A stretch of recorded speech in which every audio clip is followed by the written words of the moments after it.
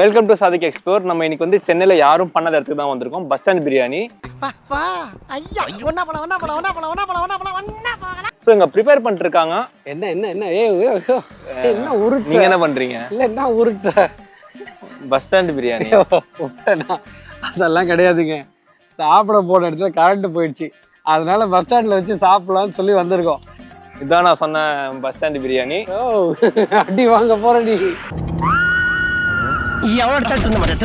So இதுதான் நம்ம setup. இப்போ இங்க வச்சுதான் சாப்பிட போறோம். உண்மையாங்க நல்லா அந்த இடத்துல வேற கரண்ட் வேற இல்லையா, உள்ள வச்சு சாப்பிட முடியாது. அதனால என்ன பண்ணிட்டோம்னா நல்லா பீஸ்ஃபுல்லா நல்லா தனியா உட்காந்து சாப்பிடலாம் அப்படின்னு சொல்லி வாங்கிட்டு வெளியே வந்தாச்சு. அதுவும் சவுண்ட் பார்த்துட்டே தெரிஞ்சிருக்கோம் நம்ம எங்க வந்திருக்கோம். பக்கத்துல தான் இருக்கும், அதனால ஃப்ளைட் போயிட்டே இருக்கும். ரொம்ப எடுக்காத மேன், பார்த்து எடிட்டிங்க்கு ஃபுட்டேஜ் இல்ல போக போகுது. நம்ம பார்த்தீங்கன்னா இன்னைக்கு சூப்பராக ஹோட்டல் பிளால்ல இருந்து தான் வாங்கியிருக்கோம். இதோட வீடியோ ஆல்ரெடி இருக்கும், நம்ம இதில் போட்டிருக்கோம் பரோட்டாலாம்.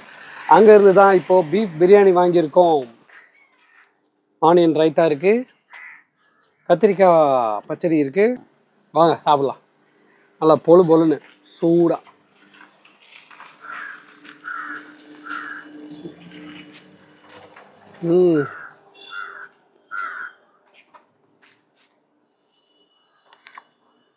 சூப்பராக இருக்குது.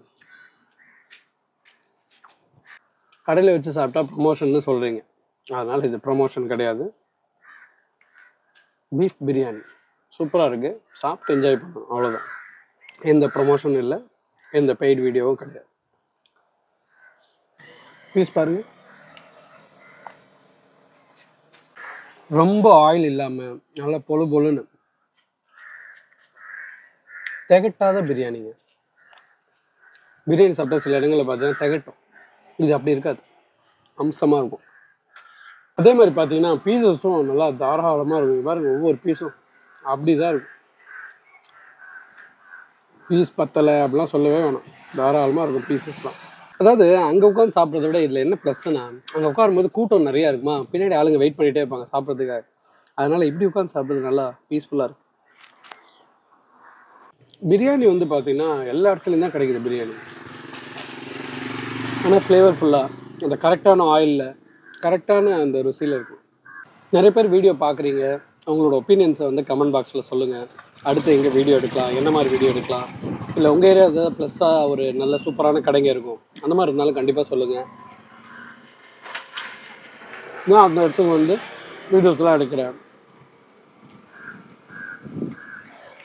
அதனால் எனக்கும் ப்ளஸ்ஸு, பார்க்குறவங்களுக்கும் இந்த மாதிரி ஒரு கடை இருக்குன்னு தெரிய வரும். மத்தியான நேரத்தில் போனீங்கன்னா கூட பரோட்டா ஷேர்வா எல்லாமே கிடைக்கும், அதையும் ட்ரை பண்ணுங்கள் கண்டிப்பாக. அதோட வீடியோஸ் எல்லாம் நான் ஆல்ரெடி போட்டிருக்கேன். இது அதோட கண்டினியூட்டி வீடியோ தான். அதோட வீடியோவோட லிங்க் டிஸ்கிரிப்ஷனில் இருக்குது, போய் பாருங்கள்.